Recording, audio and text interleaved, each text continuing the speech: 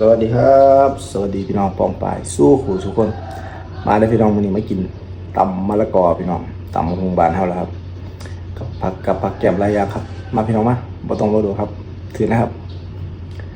ได้ขนมจีนมานํพี่น้องนี่มา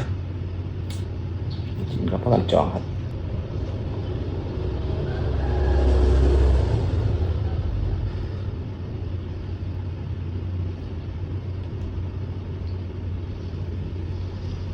คำใหญ่ผมบอกเสียงกันครับ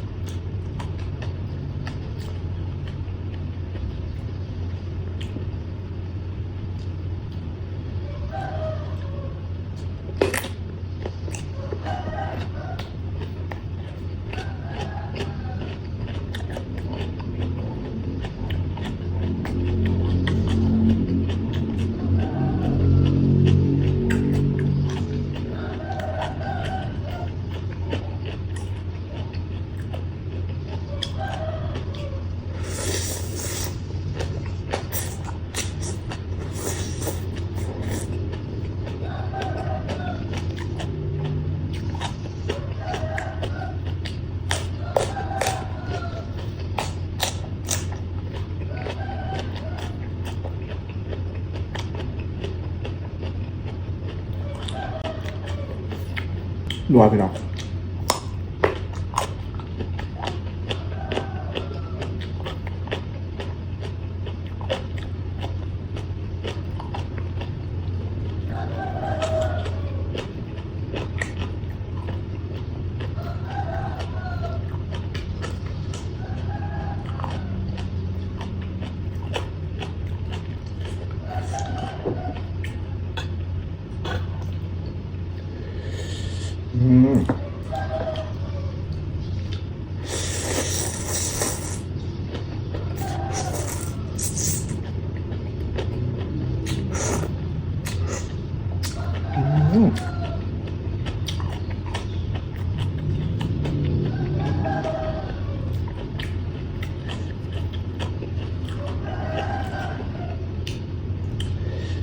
เข้ากันมากครับก็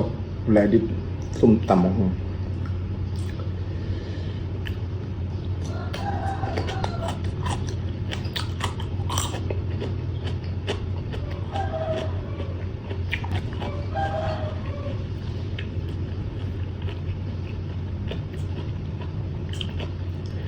คุยใส่ครับ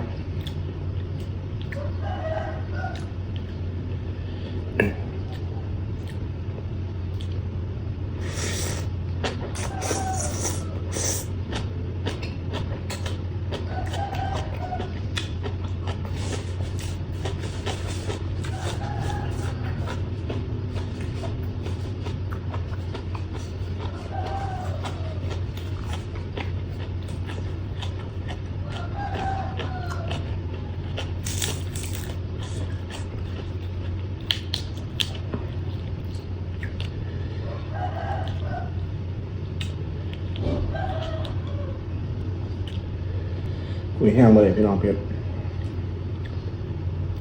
เดี๋ยวพริกหลายคนครับนี่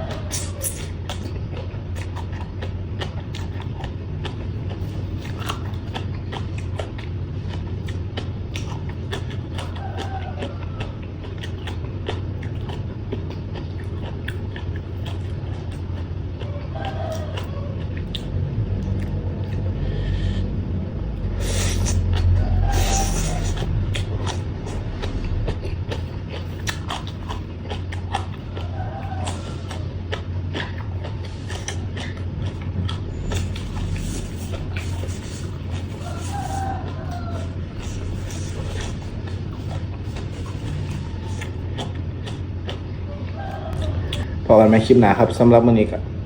สวัสดีครับ